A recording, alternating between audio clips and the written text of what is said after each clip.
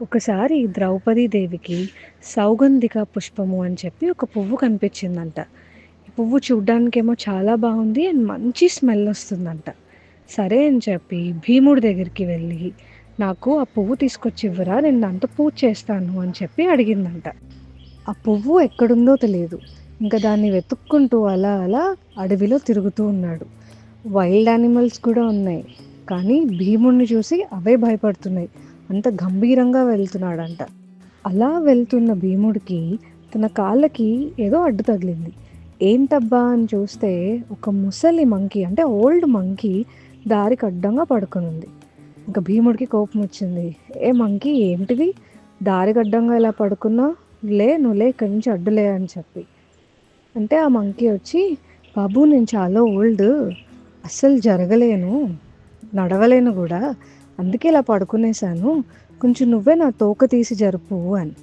అంటే వెంటనే భీముడు వచ్చి, అసలు నేను ఎవరు అనుకున్నావు, నా బలం ఏంటో తెలుసా, నేనేంటో తెలుసా, పాండవుల్లో ఒక్కడిని, హనుమంతుడికి తమ్ముడిని, ఈ తోక నన్ను తీయమంటావేంటి అంటే మంకీ వచ్చి, కొంచెం హెల్ప్ చేయ బాబు అని రిక్వెస్టింగ్గా అడిగిందంట.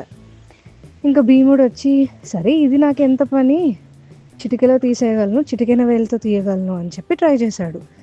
తీయలేకపోతున్నాడు. మళ్ళీ ట్రై చేశాడు, తీయలేకపోతున్నాడు. ఇంకా చాలాసేపటికి అలిసిపోయాడు ఆ తోక తీయలేక. అప్పుడు ఆ మంకీ వచ్చి, కొంచెం నీ ఇగో పక్కన పెట్టి ఓడిపోయానని ఒప్పుకుంటే తోక తీయడం ఈజీ ఏమో అన్నాడంట. ఇంకా భీముడికి ఇంకా ఆప్షన్ లేదు. అప్పుడు ఆ మంకీ వచ్చి, బాబు ఇందాక నువ్వు చెప్పావు కదా హనుమంతుడికి తమ్ముడు అవుతావు అని చెప్పి, ఆ హనుమంతుడిని నేనే, నిన్ను ఊరికే సరదాగా టీస్ చేద్దామని చెప్పి ఇలా ట్రై చేశాను, నా బ్రదర్ని కలుసుకోవడం నాకు చాలా హ్యాపీగా ఉంది అని చెప్పి ఇద్దరూ హక్ చేసుకున్నారంట. ఆ తర్వాత హనుమంతుడు భీముడికి ఆ పువ్వు కోసం ఎటు వెళ్ళాలి, ఎలా వెళ్ళాలి అని మొత్తం ఎక్స్ప్లెయిన్ చేశాడు. అన్నయ్య చెప్పినట్టుగానే ఈ తమ్ముడు వెళ్ళి ఆ పువ్వులు కలెక్ట్ చేసుకుందామని చెప్పి ఒక పాండ్ దగ్గరికి వెళ్తే అక్కడ రాక్షసులు వచ్చి ఫైట్ చేశారంట. వాళ్ళందరితోనూ భీముడు ఫైట్ చేసేసాడు. ఇంక ఈ రాక్షసులు ఆ పాండ్కి ఓనర్ అయిన కుబేరుడి దగ్గరికి వెళ్ళి, రాజుగారు ఇక్కడ భీముడు వచ్చాడు, ఫైట్ చేస్తున్నాడు, ఆ పువ్వులన్నీ తీసేసుకుంటున్నాడు, ఏం చేయమంటారు అని.